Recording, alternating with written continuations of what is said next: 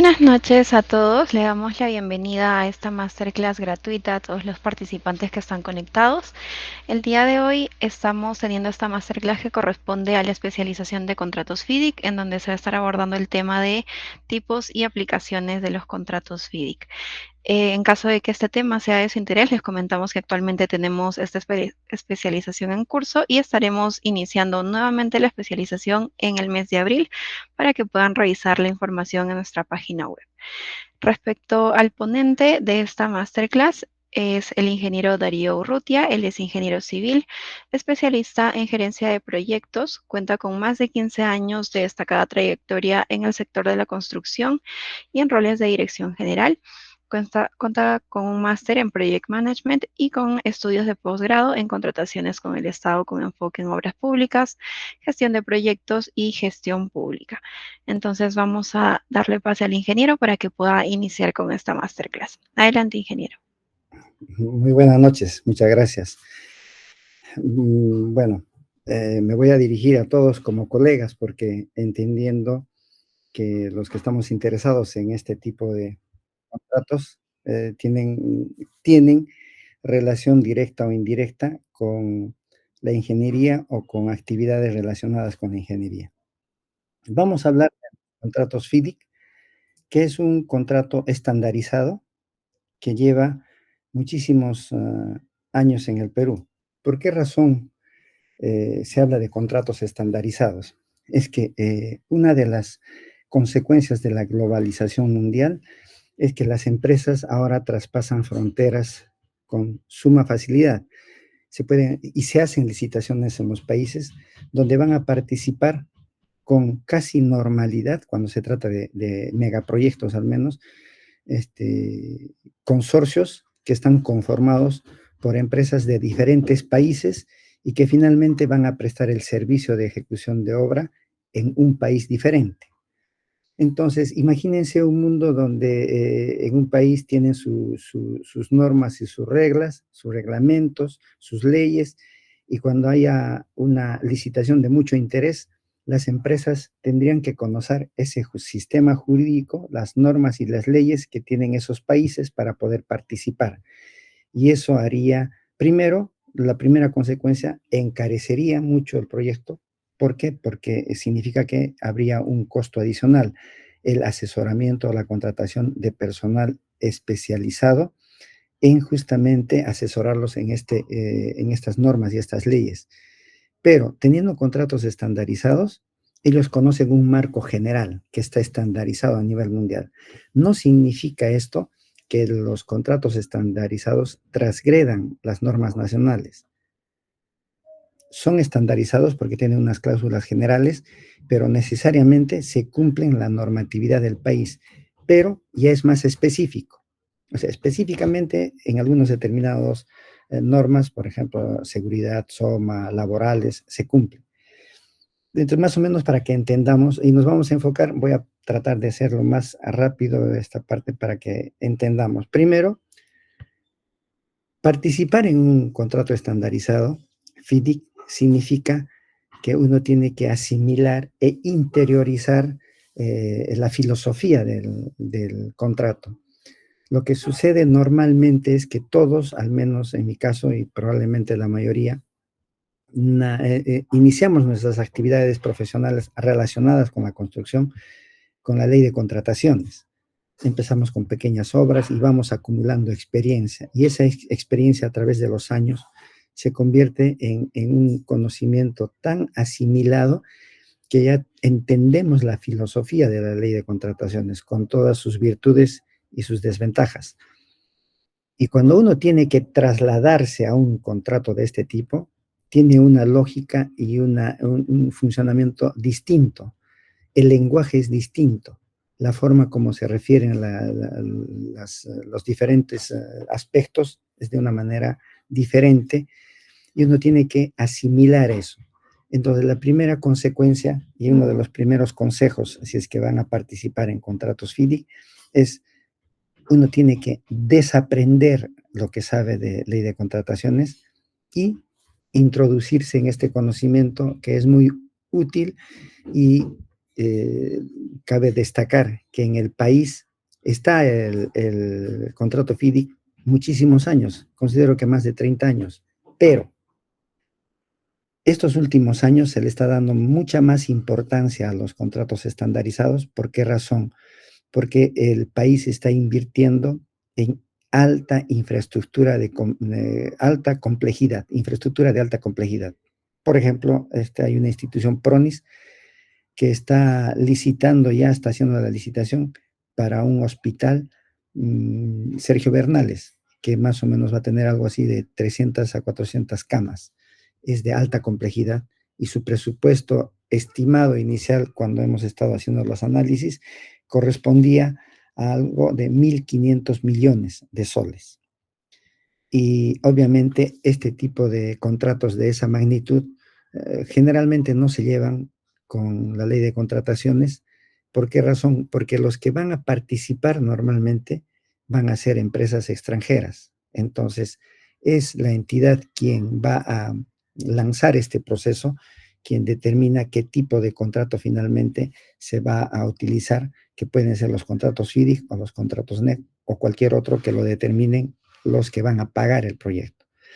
La licitación que les comento no es para el contratista, no es para la licitación del contratista, sino es la licitación es para la PMO, o sea, es para el G2G, para la empresa que va a venir o las empresas consorciadas que van a venir de otros países para asesorar en este tipo de obras, que es lo que han escuchado, todos hemos escuchado respecto a los Juegos Panamericanos, un G2G con el Reino Unido que trajo una empresa que en consorcio se llamaba la UKDT.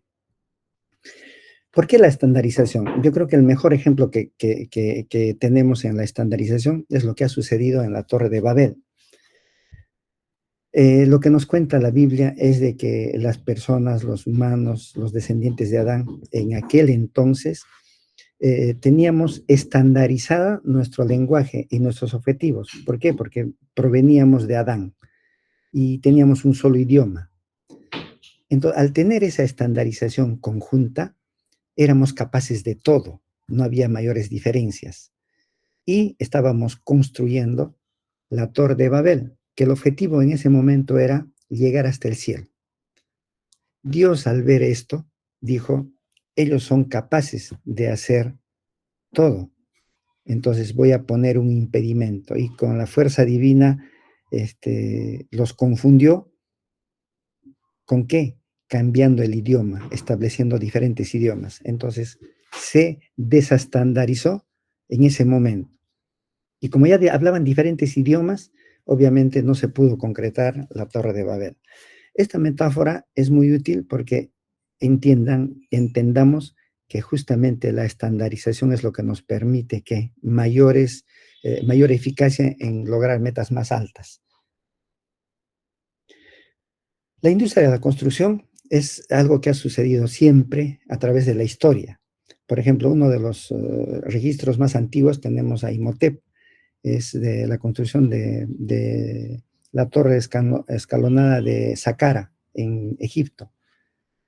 Se tiene registro de que no se tiene el contrato, pero lo que se tiene registro es de que sí había un procedimiento para ejecutar estas obras. Obviamente lo entendemos, en ese momento había una autorización real, se tenía que planificar un diseño, teníamos que tener mano de obra, recursos, y esto estaba relacionado con aspectos religiosos y astronómicos. Y obviamente había un registro y la documentación de lo que se gastaba, de lo que se iba a solicitar, etcétera, etcétera. O sea, ese es el proceso que ha ido sucediendo con, no necesariamente contratos, pero sí con la forma como se ejecutaban las obras de gran magnitud. Igual el Partenón de Atenas, en Grecia, igual tiene esa misma connotación. Hay una confusión que no tiene mucha relevancia, pero los que han construido, los arquitectos, se llamaban Ictinos y Calícrates. Fidias era un escultor que fue el que esculpió la Atenas, o la diosa Atenas para este templo del Partenón. Igual, lo que se tiene registros es que había detalles del proyecto cómo se iba a financiar, los plazos que se habían establecido y en este aspecto las penalizaciones que se tenían en caso de incumplimientos. Y lo más cercano que conocemos en esta trayectoria que ha ido desarrollándose en los contratos internacionales o los contratos estandarizados es ¿cuál? Es la Torre Eiffel. La Torre Eiffel ha sido un concurso de diseño que ha ganado Gustave Eiffel. Y la característica de esto es que Gustave Eiffel ha diseñado una forma de financiamiento de esta Torre Eiffel para la construcción. Y él puso una gran parte de ese presupuesto, dado que el Estado no quería financiarlo. Él lo puso, pero puso condiciones para esto. ¿Cuál era? Que él iba a gestionar todos los ingresos que iba a acarrear este monumento. Y este monumento tenía un tiempo de vigencia, porque estaba diseñado para la feria, la Exposición Universal de 1889 de París, pero que después de 20 o 25 años se tenía que desarmar. Pero tal fue el éxito que permaneció, y es lo que conocemos, y es la característica no solamente de París, sino de Francia entera. Igual, hay un concurso de diseño, el financiamiento, construcción y operación, hay especificaciones técnicas, existen los planos, los pueden buscar ustedes en internet, la duración del proyecto y el legado, que al final termina siendo el legado que hasta el día de hoy conocemos. Todos los contratos de todos los tipos siempre tienen que ver con el riesgo, la distribución de riesgos. Eso tiene que ver con las probabilidades de eventos que puedan ocurrir y cuál va a ser el impacto que va a tener en el proyecto de ese evento, su impacto en el costo, en el plazo o en la calidad.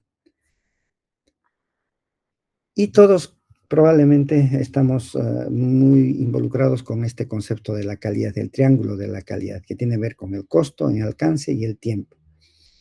Cuando diseñamos un proyecto, diseñamos con estos tres elementos primordiales. Todo está enfocado en estos tres elementos, el costo, el alcance y el tiempo.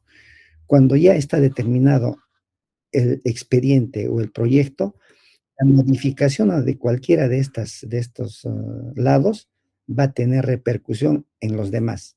Yo creo que eso es muy visible para todos los que conocemos esto. Pero también tenemos que entender que los contratos, ya entrando un poco más al presente, tienen que ver mucho con el sistema jurídico de donde nacen. Y los contratos estandarizados tienen origen en determinados tipos de sistemas jurídicos. Existe el sistema jurídico, la ley común, el common law, que tiene que ver con el sistema anglosajón de Gran Bretaña. Por ponerles un ejemplo, ustedes han visto en las películas se ve cuando hay un juicio, hay un jurado, es el jurado el que determina la culpabilidad o no del denunciado, y posteriormente es el juez el que hace la aplicación de la norma. Y eso no lo vemos, por ejemplo, en nuestro país. En nuestro país vemos que es el juez el que escucha, el que investiga, el que ve las pruebas que se le alcanzan, en este caso el fiscal y el abogado, etcétera, etcétera. O sea, son dos sistemas jurídicos que funcionan de diferente manera. Y el contrato FIDIC nace del common law. Y el otro sistema jurídico es el civil law. ¿De dónde proviene el civil law? El civil law proviene del derecho romano, y el derecho romano es el punto de partida del Código Napoleónico. Y de allí es que la Europa continental ha difundido al resto de los países, digamos, latinos. Latinoamérica tiene mucho de civil law. Y en cambio, aquellos países que han sido colonizados por el Reino Unido tienen el sistema jurídico common law. Pero hablaba hace un momento, entonces, ¿qué sucede cuando un contrato está hecho en un sistema jurídico y cae en un país con otro sistema jurídico? Esta es la forma como se han ido desarrollando los sistemas jurídicos. Nuestro país es civil law, pero estos contratos están redactados y hechos de tal manera que tienen elementos de ambos sistemas jurídicos, o sea, no contrapone totalmente los sistemas jurídicos. Por eso es que son utilizables y por eso es que en el Perú se utilizan ampliamente. Y en contratos estandarizados a nivel mundial, el contrato FIDIC es el más utilizado. Esta es una tabla de las diferencias entre los contratos de Common Law, los sistemas jurídicos Common Law y Civil Law. Y ahí tenemos la forma como se desarrolla. Y lo que he tratado de explicarles es básicamente, recordemos las películas como son los juicios que tanto se aplica, como la que hemos visto, por ejemplo, de este actor Johnny Depp. Ahí se veía claramente la forma como funcionaba y la otra es los juicios que conocemos en nuestro país. Son sistemas distintos. Ahora, los países han ido desarrollando cada uno independientemente sus propios modelos de contratos de ingeniería estandarizados. En el Reino Unido, por ejemplo, son el modelo AI7, el JCT, el IFC 98, el MB. El modelo AI7 es el contrato, digamos, que ha sido la base del contrato FIDIC. Es muy, muy antiguo el contrato este, pero actualmente persiste actualizaciones, entonces no necesariamente el contrato FIDIC es el más utilizado en el mundo, pero no es que sea utilizado en determinados países de mayor medida. Por ejemplo, en el hemisferio norte, normalmente los países tienen sus propios contratos estandarizados. En el hemisferio sur es donde tiene bastante utilización el contrato FIDIC. En Estados Unidos tienen sus propios contratos estandarizados, por ejemplo, el A101 2007, A107, el B101, el B103. Son sus propios contratos estandarizados. En Japón, igual, tenemos el modelo ENAA, que es un contrato internacional para la construcción de plantas de proceso. Tienen, como ven, cada país tiene sus propios contratos estandarizados.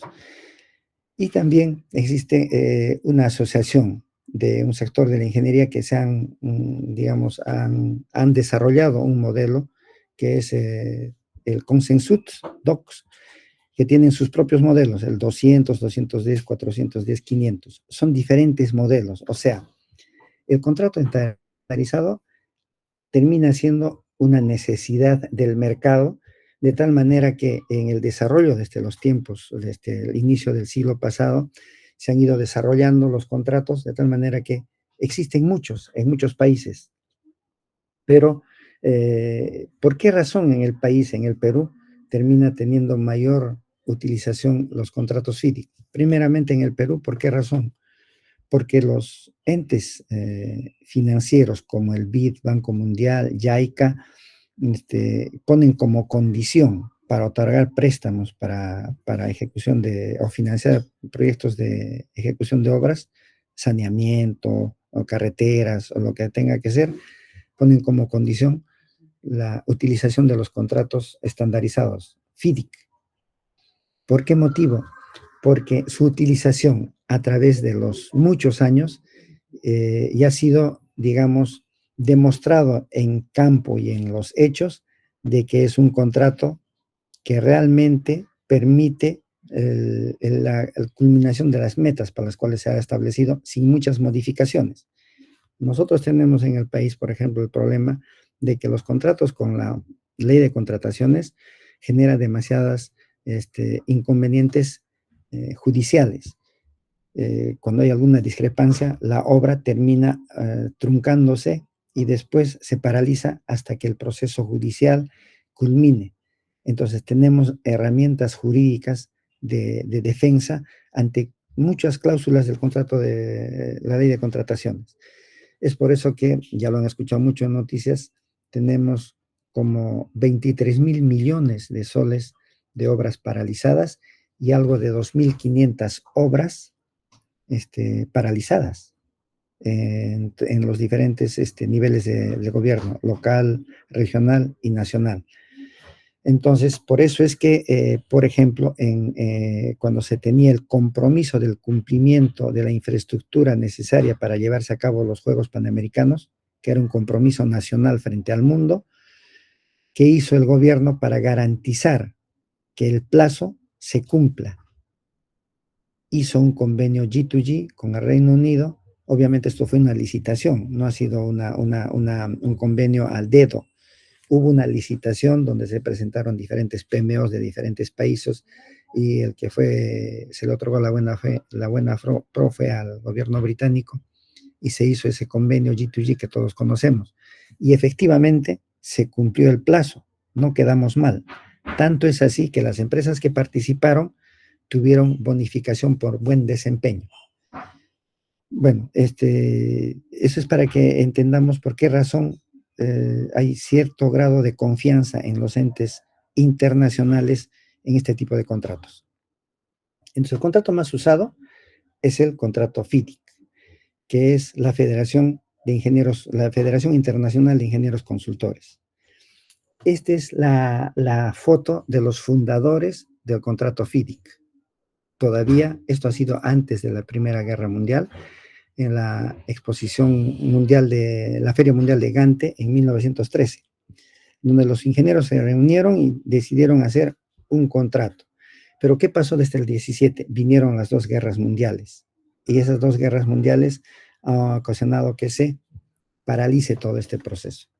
Ya después de la Segunda Guerra Mundial, en el año 1957, sale el primer contrato oficial de la asociación FIDIC.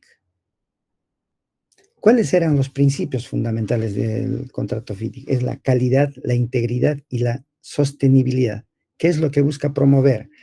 Alta calidad, ética y sostenible a nivel mundial. Eso es el fundamento de los contratos FIDIC. La calidad, la integridad y la sostenibilidad. ¿Qué es el FIDIC? Es una asociación mundial. Acá ustedes están viendo, tiene presencia institucional en África, América del Norte, Asia, Europa y Latinoamérica. Presencia oficial, asociaciones miembros. Y aparte existen un innumerable conjunto de asociaciones dentro de cada país que forman parte de FIDIC. Y yo he encontrado esta, la Asociación Peruana de Consultoría, que está asociada a FIDIC. Es una asociación peruana. Y así también existen empresas privadas y personas particulares. En el Perú existe una consultora, un estudio, es de un profesional llamado Jaime Gray, que forma parte, por ejemplo, de esta asociación también. Entonces, sí, es más, ustedes mismos primero pueden inscribirse, creo que es gratuito incluso, a la página web de FIDIC y está en inglés, pero allí van a tener bastante información relacionada con todo este universo. Es un sistema inmenso que tiene una producción permanente, de una actualización permanente de sus contratos. Obviamente, esa actualización no es una actualización unilateral, sino obedece a un estudio, un comportamiento de lo que está sucediendo en el mundo en cuanto a la construcción. Entonces, diferentes consultores de todo el mundo se reúnen y hacen evaluaciones de la necesidad de algunas mejoras añadidos a los contratos FIDIC. Ahora, la industria de la construcción en el mundo significa, en lo que es arquitectura, servicios de arquitectura e ingeniería, un 80% y consultoría industrial un 20%. ¿De cuánto? De 1.6 billones de dólares. Una cosa, los billones de Estados Unidos son diferentes a los billones de nosotros los hispanos. El billón en Estados Unidos es 1.000 millones. Ese es el billón. Pero para nosotros, el billón es 1.000 millones de millones. O sea, en unidades termina siendo más. Por ejemplo, en nuestra unidad, la riqueza de los grandes millonarios mundiales que escuchamos, 72 billones, no corresponde a nuestros millones. Los nuestros son demasiados más ceros, digamos, ¿no? Son como 3 ceros más, los que corresponden a nuestro billón. Eso más o menos para que entendamos de cuánta dimensión de dinero estamos hablando. La demanda. Ahora, ¿por qué hablo de la demanda? ¿Por qué estamos interesados en aprender de este tipo de contratos? La demanda en el mundial es la que estoy mostrándoles, pero la demanda en nuestro país está creciendo. Está creciendo, ¿por qué razón? Una, porque como les dije, el Estado ha empezado a invertir de mayor medida en proyectos que garanticen la culminación y la puesta en servicio. Ese fue el motivo, por ejemplo, de la creación de la reconstrucción con cambios, que tuvo un financiamiento y una PMO británica con este convenio G2G. Y el promedio de culminación de proyectos hospitalarios en el Perú era mínimo de 8 a más años. O sea, no había proyecto de hospital que se ejecute en menos de 8 años. Pero el convenio G2G con el Reino Unido ha hecho de que esto se acorte y ya se han entregado hospitales, por ejemplo, en promedio 2 años, 2 años y medio, 3 años. Con todas las dificultades que ustedes escuchan en la prensa y todo, nadie dice, ¿no? Cómo se hacía antes y cuánto duraba y cómo se hace ahora y cuánto está durando. Y lo otro es que la complejidad de lo que se está ejecutando ahora tiene mayor calidad, porque así está establecido en los convenios. Y eso como un ejemplo. Lo otro es que la demanda de profesionales con conocimientos en este tipo de contratos sigue creciendo. El PRONIS, por ejemplo, está lanzando esa licitación que les hablo de 1.500 millones, probablemente más, no tengo entendido, hasta donde yo participé era así, y tiene en cartera 7 proyectos, 7 megaproyectos. Ahora se ha creado una institución nacional que es horizontal a todos los estamentos del Estado, el ANIN, que en su ley dice que va a ser la encargada de ejecutar los proyectos de más de 200 millones y las que están debajo de 200 millones quedan en poder de cada nivel del Estado. Entonces, si van a hacer proyectos tan grandes, en algún momento van a decidir qué tipos de contratos van a utilizar. Entonces, si la evaluación es de que hay un riesgo alto de paralización o no culminación con la ley de contrataciones, van a decantar por los contratos estandarizados. ¿Y para eso qué se necesita? Personas que tengan conocimiento en esto, porque realmente, a pesar de que, por ejemplo, en ley de contrataciones, ¿por qué la hemos asimilado tan fácilmente?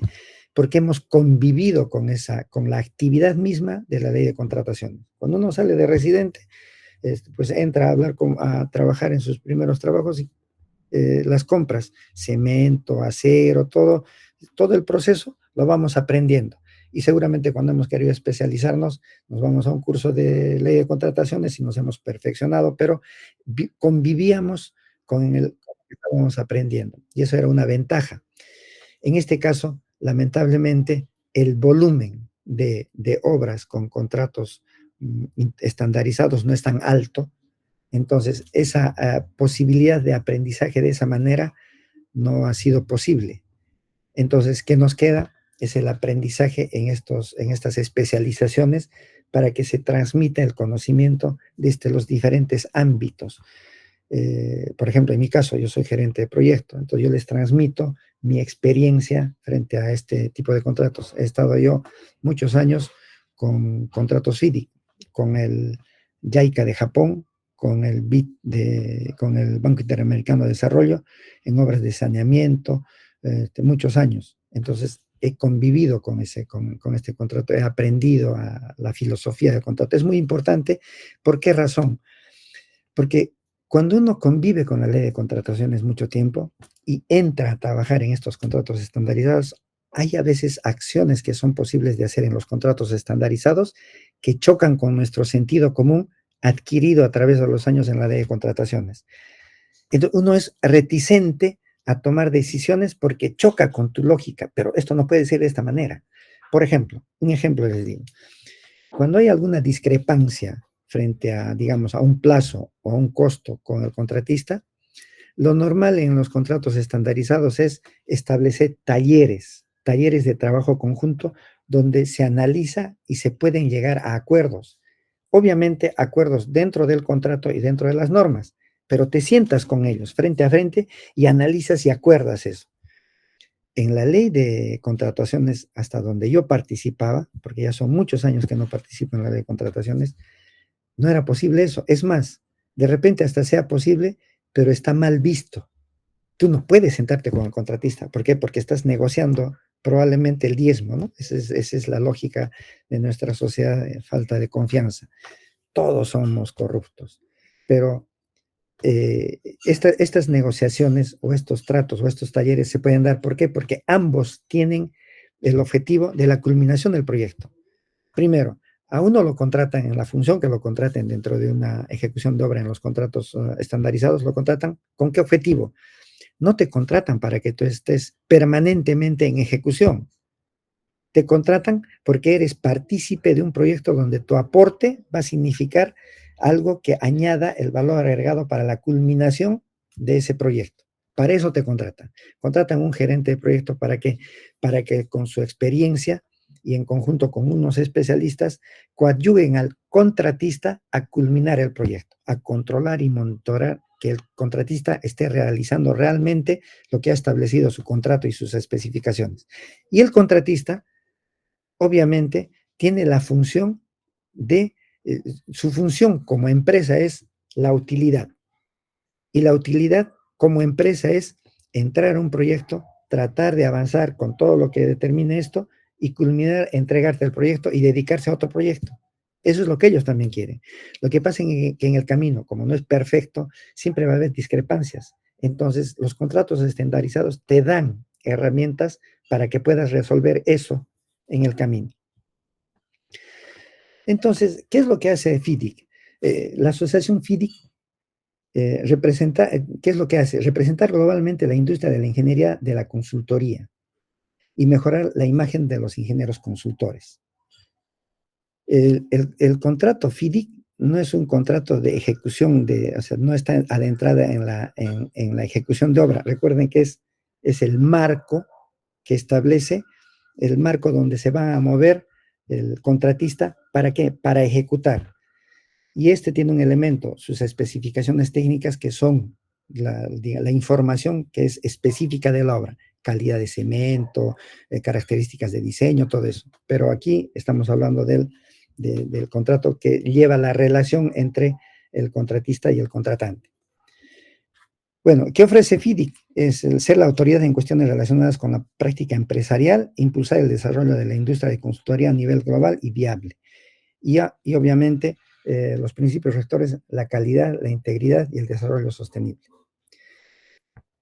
¿Por qué es tan importante FIDIC? Porque en el mundo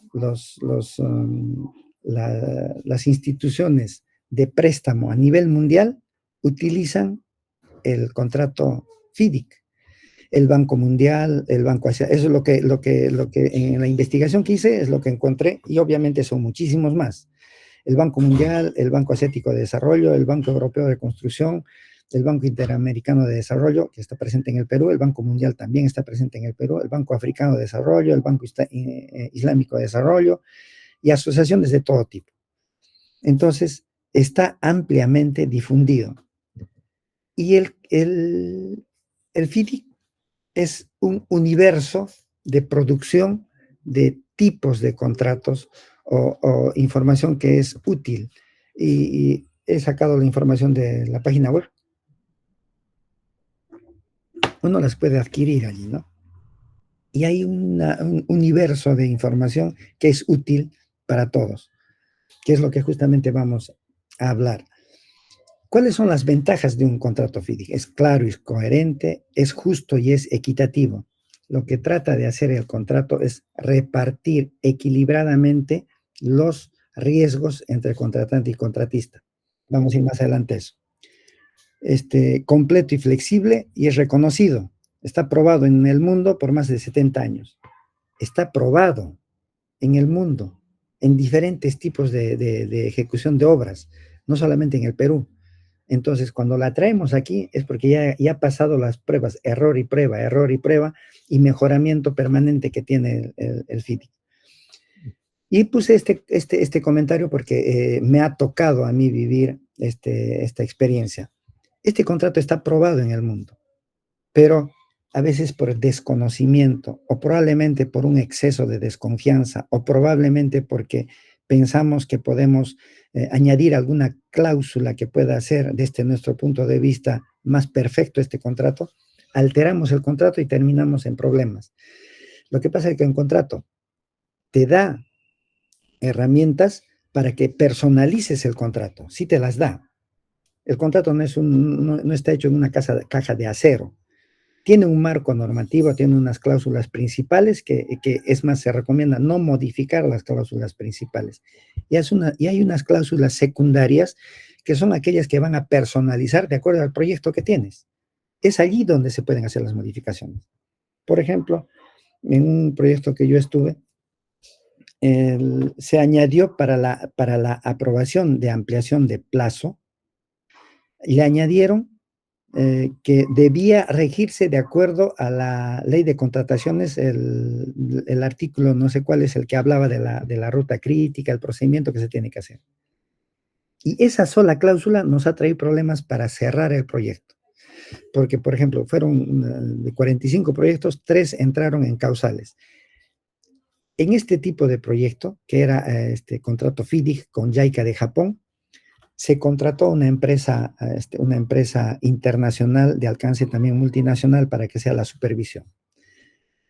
Entonces, la supervisión emitía sus pronunciamientos respecto a las ampliaciones y eso se ha procesado, pero los entes de control han emitido una opinión que no se había seguido el procedimiento de la cláusula respecto a la ruta crítica, la afectación a la ruta crítica.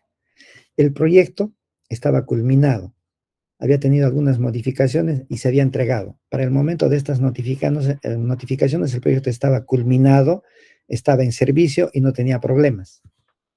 Y al final es el objetivo que tiene este proyecto, como les digo.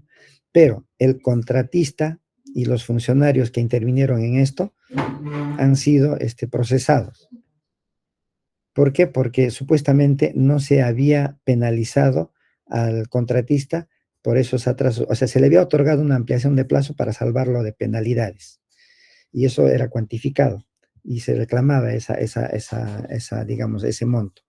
Pero esa cláusula solamente hecha ha ocasionado eso. Sin esa cláusula, el proyecto tenía control, se hubiera culminado y estaría exactamente como está ahora, en servicio, sin ningún tipo de problemas. ¿Y qué es lo importante en esto? Es la culminación. Ojo, no estoy diciendo que uno haga este tipo de talleres de trabajo colaborativo transgrediendo las normas. Si tú transgredes las normas, obviamente te tienes que atener a las consecuencias. Estoy hablando de un contrato que tiene una estructura que ha sido pensada y ensayada en todas sus características. Y cuando tú le añades algo, desequilibras el contrato. En este caso, la cláusula efectivamente no se ha cumplido, pero se ha desequilibrado de tal manera que nos ha traído este problema cuando no debió traer ese problema. Porque el contrato FIDIC tiene incluso herramientas dentro de sus cláusulas para penalizar y sancionar, pero tiene sus propios mecanismos. Y obviamente siempre hay que recalcar lo siguiente, la calidad, que tiene que ver con el plazo, el alcance y el costo. ¿Qué cosa es importante en las cláusulas de los contratos FIDIC? Es el precio, los sistemas de precio alzado o precio unitario o suma alzada como conocemos. Otro es el sistema de costos reembolsables, la figura de ingeniero. En los contratos FIDIC la palabra ingeniero no necesariamente significa la profesión de ingeniero, sino de aquel que está a cargo. Y hay una diferenciación, por ejemplo, en el contrato FIDIC. Una es cuando está escrito con la E mayúscula y otra es cuando está escrito con la E minúscula. Tiene diferente significado. Por eso les indicaba que uno tiene que entrar en la filosofía de ese lenguaje. Y otras son las variaciones, que en este caso se llaman variaciones, pero nosotros conocemos en la de contrataciones como adicionales, deductivos y ampliaciones de plazo. Demoras y extensiones de tiempo y resolución de disputas que el contrato FIDIC ya las tenía establecidas y que ahora ya forma parte también de la ley de contrataciones. Los contratos FIDIC son, los más utilizados son el amarillo, el rojo y el plata, pero son un sinnúmero de colores. Vamos a ir ahora a las... ahora, ¿quiénes participan en un contrato FIDIC? Antes de entrar a los colores, que es el fundamento de esta reunión. El empleador o el cliente es el que inicia el proyecto, el que proporciona los fondos, o sea, digamos, la entidad. El contratista es el que va a ejecutar. El ingeniero o el consultor. El subcontratista, que necesariamente se subcontrata. El que financia, por ejemplo, en este caso podría ser una financiera, las internacionales, y el adjudicador, la Junta de Adjudicación de Disputas, son los elementos. ¿Qué partes contiene un contrato FIDIC? Contiene lo siguiente: el preámbulo, generalidades, condiciones del contrato, condiciones generales, son 20 cláusulas, y condiciones particulares, es la personalización, la ropa específica para el tipo de proyecto que vas a ejecutar. Ahora, la licitación, ¿no? La formulación de ofertas, formulario de aceptación, condiciones del contrato, especificaciones, dibujo, programa de trabajo, lista de cantidades y anexos. En los anexos están los instrumentos de gestión, plan de gestión de subcontratistas, plan de calidad, todos los planes ahí, que, bueno, los que conocen PMI, todo esto es la aplicación del PMI. La estructura de un contrato FIDIC tiene 20 cláusulas, y son estas, ¿no? Generalidades, y cada cláusula tiene subcláusulas. Estas son las cláusulas. Todos los contratos tienen estas cláusulas, 20. Y hay algunas que tienen una cláusula más, hay otras que tienen otra forma de determinar una cláusula de acuerdo al color, pero básicamente aprenderse estas 20 cláusulas ya te da un marco de lo que es un contrato FIDIC. ¿Qué son? Las generalidades, el empleador, el ingeniero, el contratista, destinación del personal, obras planteadas por el contratista, plantas, materiales y mano de obra, conmutación de la obra, pruebas, defectos, medición y evaluación, condiciones de pago, retrasos y costos adicionales, suspensión y terminación por parte del contratista, suspensión y terminación por parte del empleador, riesgos y responsabilidades, seguros, fuerza mayor, reclamaciones y disputas y arbitraje, costos y pago. Y entramos al meollo del asunto. El primer contrato FIDIC fue publicado, como les comentaba, se fundó en 1913, pero a causa de las dos guerras mundiales no hubo mayor producción. En 1957 sale el primer contrato FIDIC, pero ¿por qué se le han puesto colores? No es que inicialmente ya se llamó libro rojo, sino que ese primer libro estaba en tamaño A4 y estaba forrado en color rojo. Entonces, bueno, me imagino que consuetudinariamente con el tiempo se ha ido llamando rojo, y a medida que salían otras versiones mejoradas o adecuadas a otro tipo de proyectos o a otro tipo de condiciones, salían para diferenciarlos con otro color. Y así se estableció que el contrato FIDIC ahora las conocemos de acuerdo a los colores que tiene. Por ejemplo, el contrato FIDIC rojo, hay una versión del 1957, hay otra versión del 87, hay otra versión del 99 y la última edición del 2017. ¿Cuáles son sus características? Este es el libro más utilizado, el que más utilizan, incluso las financieras utilizan el libro rojo, pero acá necesitamos aclarar algo. El libro rojo utilizan las financieras, pero la han modificado en algunas cláusulas. ¿Por qué razón? Les recuerdo que un contrato FIDIC tiene una característica: las cláusulas principales y las cláusulas particulares. Y cuando tú vas a personalizar para tu tipo de proyecto, donde modificas son las cláusulas particulares. Como las entidades financieras tienen requerimientos permanentes, entonces ellos han optado por incluir esas cláusulas dentro de las principales. Entonces han hecho modificaciones acorde a sus requerimientos, para no estar haciendo las modificaciones permanentemente en las cláusulas particulares, las han integrado en las cláusulas generales. Por ejemplo, para las financieras es muy importante digamos, el tema laboral. En nuestro caso, cuando hacíamos proyectos en la selva, era obligación contractual contratar la mano de obra de la zona. Otro de los temas, por ejemplo, es el cumplimiento de las normas medio ambiente. Es básico. Entonces, eso es, y tiene esta característica. Eso es lo que el contrato rojo estándar es el que les estoy mostrando. Entonces, los contratos FIDI rojo, ¿cuál es su utilidad? ¿Para qué? Para construcción de edificaciones, obras de infraestructura civil, proyectos de servicios públicos, renovaciones o ampliaciones significativos. Es, digamos, el grueso de las actividades que normalmente se utilizan o se desarrollan en la infraestructura. Este es el libro rojo de los bancos de desarrollo multilateral. Ahora, este es el que usa, digamos, el BID, porque el Banco Mundial también tiene utiliza este, pero también tiene otro adicional que más adelante lo vamos a ver. Entonces, el libro FIDIC rojo que utilizan las multilaterales es la edición del 2005. Es una adaptación del libro rojo de 1999 que incorpora modificaciones específicas solicitadas por los bancos multilaterales. Eso es el libro rojo de las multilaterales. Ahora, el libro amarillo, hay dos versiones. ¿Qué es el libro amarillo? Es un contrato para la construcción de planta y diseño para plantas eléctricas y mecánicas y para obras de construcción y de ingeniería diseñadas por el contratista.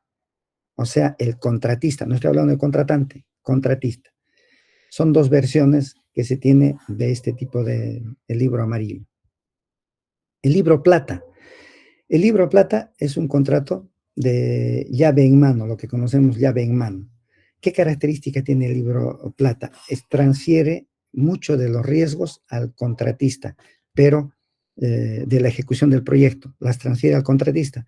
Pero ¿con qué parte del riesgo se queda el contratante? El riesgo financiero.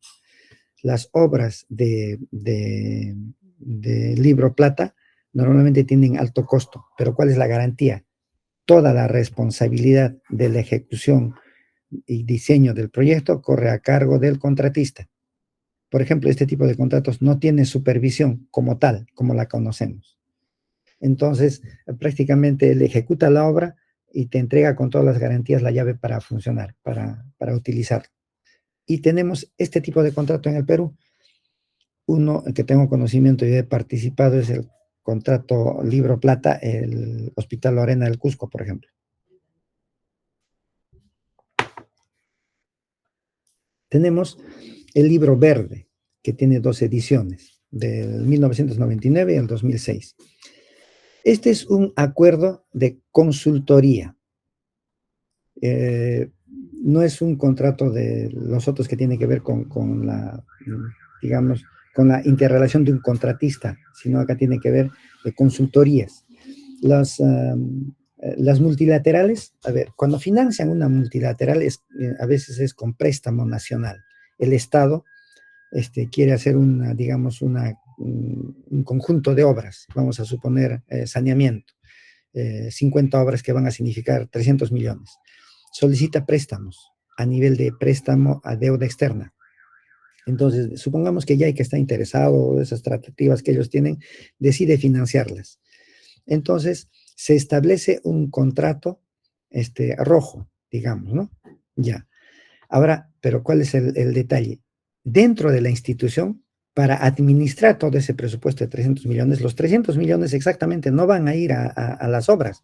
Forma parte, cuando se solicita el préstamo, tiene que haber alguien que administre ese parte de ese presupuesto. Para eso se necesita una oficina y se necesitan consultores que van a ser los que finalmente van a estar controlando cómo se va desarrollando el proyecto. Para ese tipo de consultores, por ejemplo, hay este libro verde, que son características, no es como los otros libros, ¿no?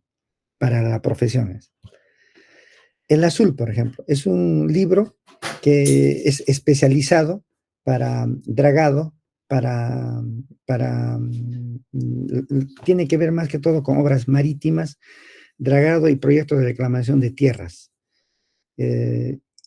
Especializado para ese tipo. O sea, el libro azul está diseñado de tal manera que las cláusulas están adecuadas para digamos, repartición de riesgos, la forma como se van a tratar las diferentes variaciones, reclamaciones para este tipo de obras, que tienen otras características, un dragado, ¿no?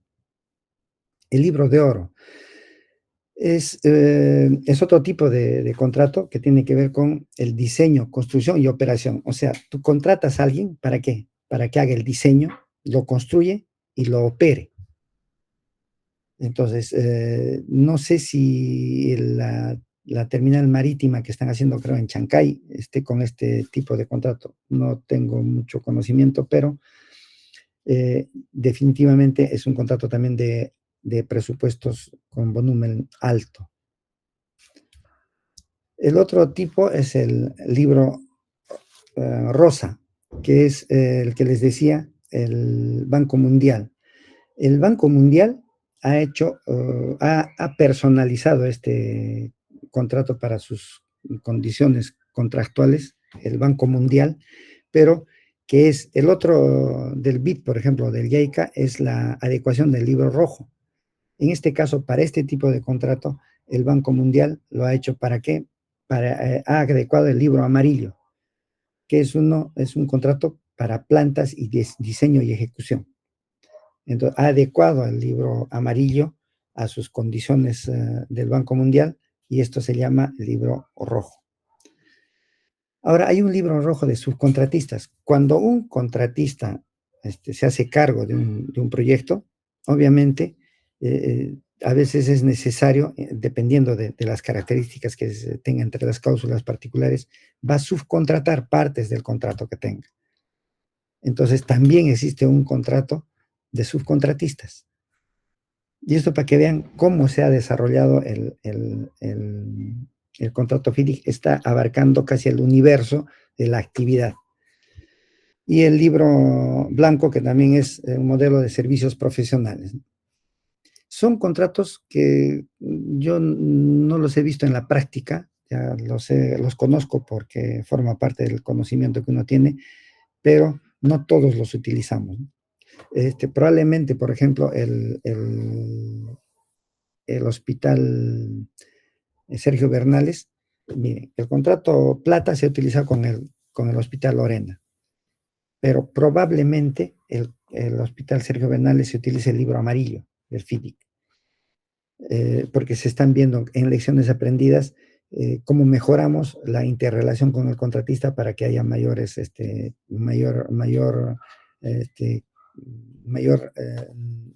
porcentaje de éxito. Entonces, ese es un acuerdo de subcontratistas. Es un acuerdo, no es un contrato. Esa parte de la producción de FIDIC.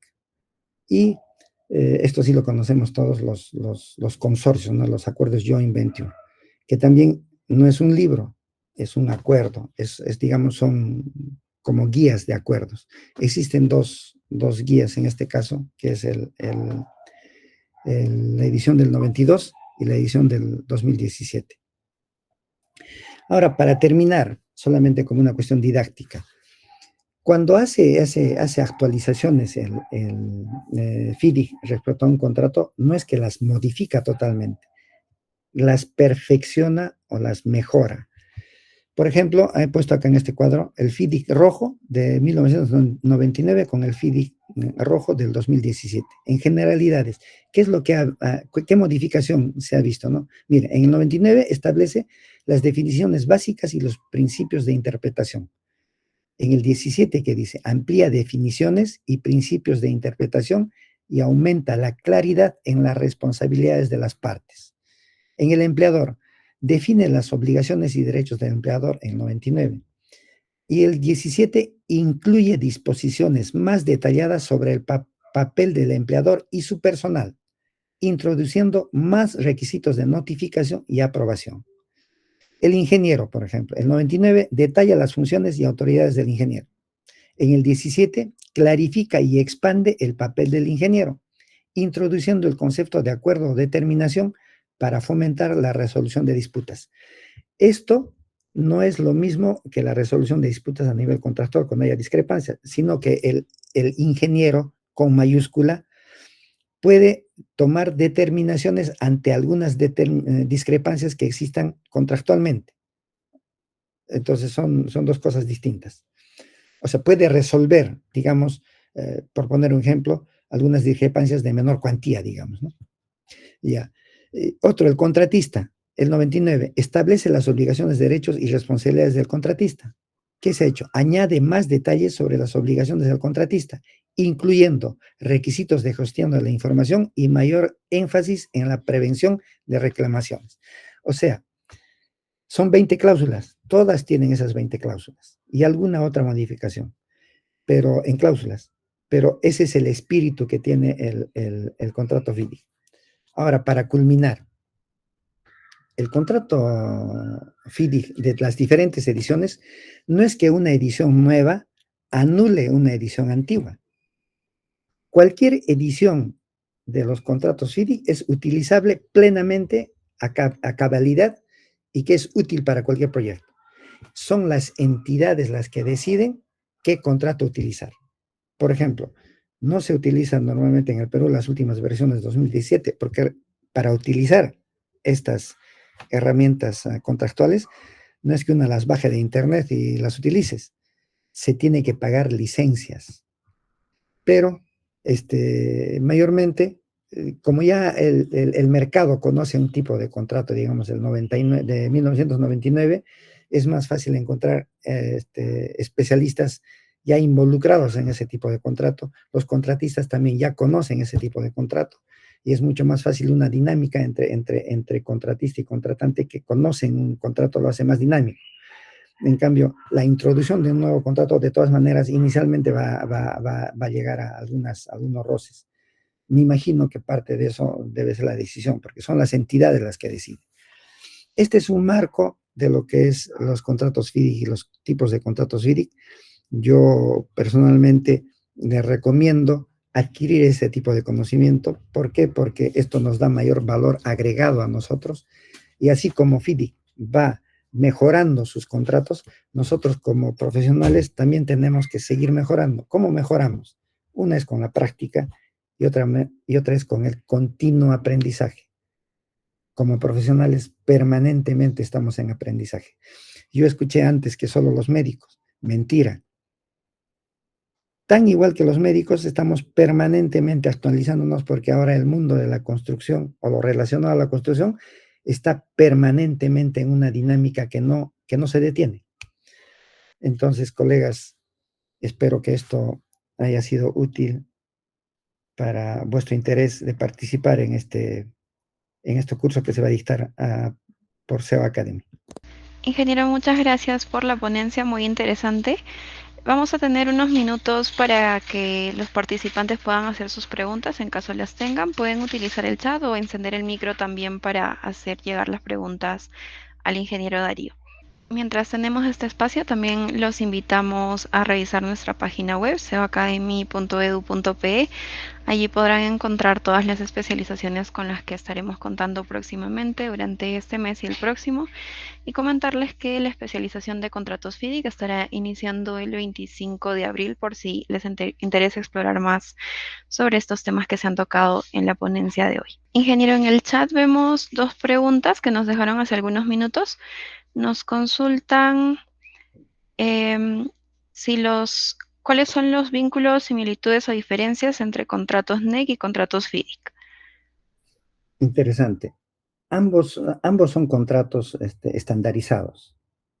La diferencia, yo tengo más experiencia con el contrato NEC opción F, que es el equivalente más o menos al contrato FIDIC Plata.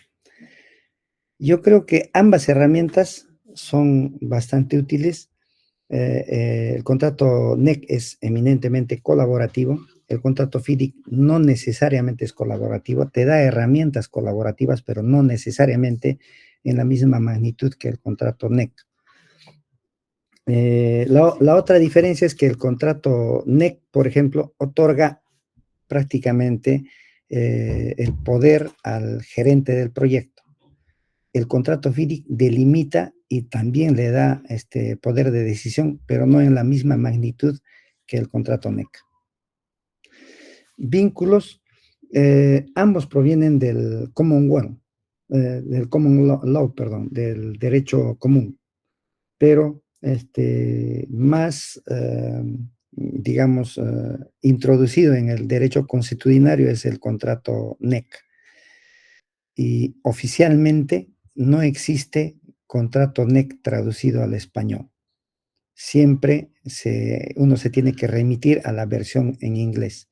En cambio, el contrato FIDIC sí existe traducción oficial.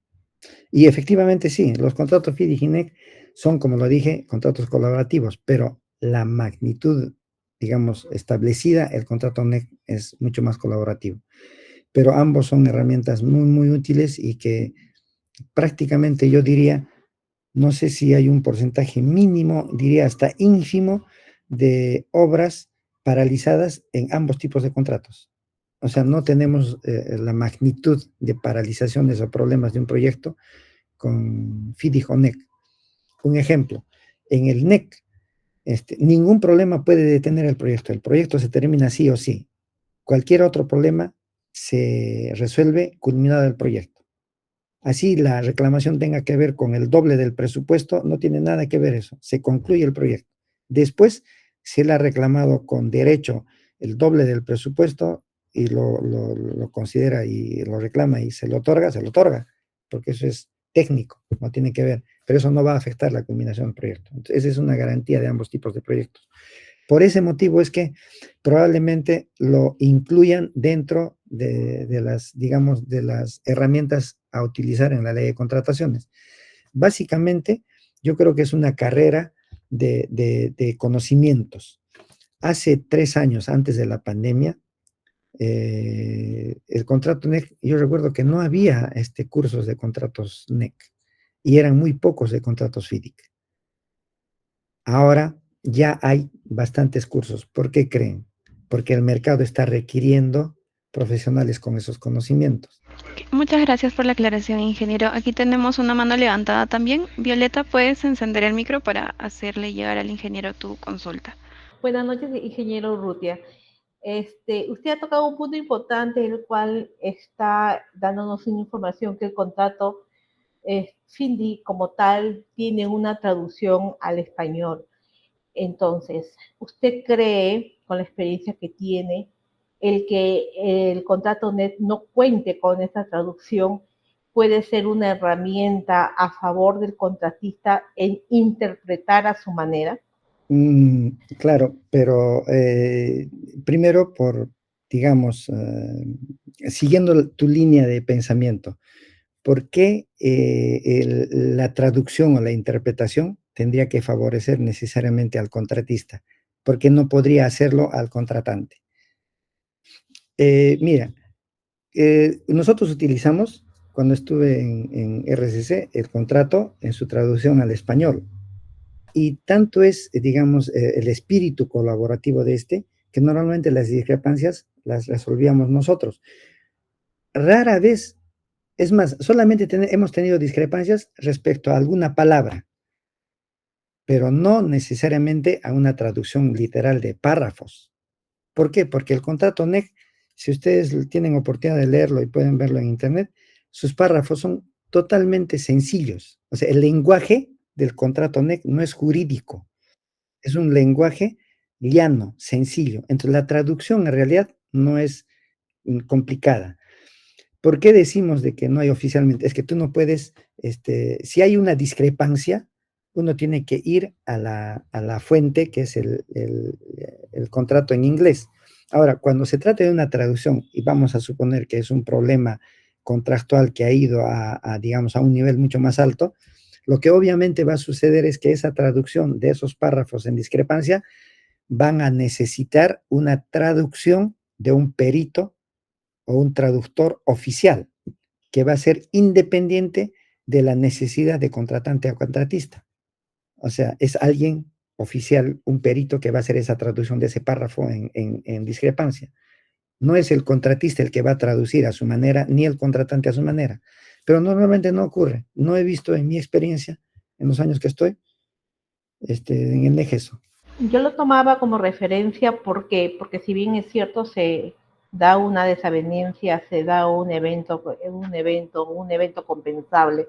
De hecho, dentro del contrato, el contratante, si bien es cierto, puede multar después de terminada cierta razón del proyecto, pero es el contratista el que trata de tener estos eventos compensables. Yo es por eso que le preguntaba, ¿no? Si esta era una, este, una limitante de no contar con una versión, entre comillas, español del contrato net, ¿no? Ah, no he visto eso, no he visto que sea una limitante y considero por experiencia que no es una limitante.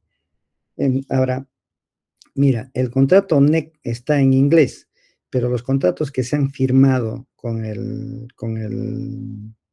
los contratistas de RCC y las herramientas que hemos utilizado nosotros para trabajar han sido productos traducidos, firmados por ambas partes, antes de la ejecución. O sea, ellos han firmado el contrato en español, no han firmado el contrato en inglés. Cuando surgen, vuelvo a recalcar, cuando surgen discrepancias en el proceso, obviamente, si yo interpreto una frase de lo que está escrito en español de una manera, y él interpreta de otra manera, no, dice, esto está mal traducido. Entonces, vamos a la fuente. Ahora, si no nos ponemos de acuerdo en la fuente, ¿quién va a determinar esa traducción formal? Alguien ajeno a ambas partes, y nos va a dar la traducción correcta, que ratificará la que está en el papel o le hará algunas modificaciones o usará probablemente otros sinónimos, qué sé yo, ¿no? Pero personalmente no he visto. El tema de la problemática o los eventos compensables tiene un proceso en el NEC. Proviene de una alerta temprana, de una comunicación y de unos plazos establecidos. Ingeniero, muchas gracias por las aclaraciones a las dudas, consultas de los participantes. Justo estamos ya a tiempo para culminar con este espacio de preguntas, entonces vamos a cerrar la sesión. Muchas gracias nuevamente por esta ponencia tan interesante y gracias a todos los participantes por haberse unido a este webinar. Los invitamos nuevamente a participar en la especialización de contratos FIDI que inicia el 25 de abril y a revisar nuestra página web para que puedan revisar cuáles son las especializaciones y cursos con los que contamos. Muchas gracias nuevamente. Gracias, ingeniero. Buenas noches. Buenas noches.